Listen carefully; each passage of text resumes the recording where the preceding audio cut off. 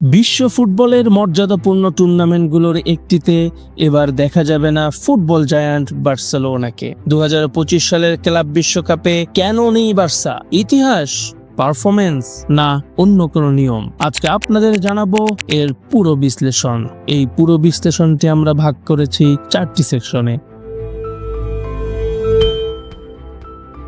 Club বিশ্বকাপ কিভাবে কাজ করে?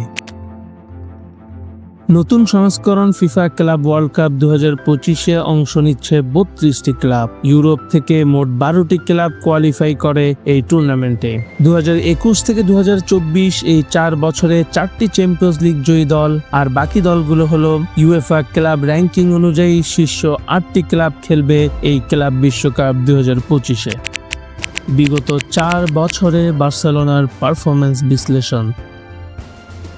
2020-21 ইউসিএল সিজনে রাউন্ড অফ 16 থেকে বিদায় নেয় পিএসজির কাছে 5-2 গোলে হেরে। 2021-22 চ্যাম্পিয়ন্স লিগ সিজনে গ্রুপ পর্বে তৃতীয় স্থান শেষ করায় বার্সেলোনা নেমে যায় ইউরোপা লিগে। এরপর 2022-23 চ্যাম্পিয়ন্স লিগ সিজনে গ্রুপ পর্ব থেকে আবারও বাদ পড়ার পর ইউরোপা লিগের প্লে অফে 4-3 গোলে হেরে যায় ম্যানচেস্টার ইউনাইটেডের কাছে।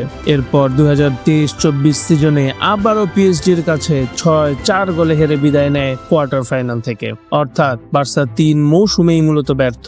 ইউরোপা লিগেও বেশি দূর যেতে পারেনি, ফলে পর্যাপ্ত ইউএফা কোএফিশিয়েন্ট পয়েন্ট সংগ্রহ করতে পারেনি। এছাড়াও অর্থনৈতিক দুরবস্থা, মেসির চলে যাওয়া আর কোচের পালাবদলও বড় সড় ফ্যাক্টর বলা যেতে পারে বার্সেলোনার এই পরিস্থিতির জন্য। ইউএফা নিয়মের সীমাবদ্ধতা। এক দেশ থেকে সর্বোচ্চ 2টি ক্লাব অংশ নিতে পারবে র্যাঙ্কিং অনুযায়ী। তাই স্পেন থেকে Real Madrid, champions league winner ও অ্যাথলেটিকো মাদ্রিদ র্যাঙ্কিং হিসেবে আগে থেকেই কোয়ালিফাই করেছে এই ফিফা ক্লাব ওয়ার্ল্ড কাপ 2025-এ। তাই তৃতীয় স্পেনিশ ক্লাব হিসেবে বার্সেলোনা বাদ পড়েছে এই টুর্নামেন্ট থেকে। আমরা কি জানলাম? বার্সার মতো বড় ক্লাবও যদি পারফর্ম না করে, তাহলে ইতিহাস, ঐতিহ্য, ফুটবলের জায়ান্ট খেতাব নিয়েও কোনো লাভ হবে না। প্রয়োজন নিয়ম, ফর্ম ও র্যাঙ্কিং, এটাই ফাইনাল কথা।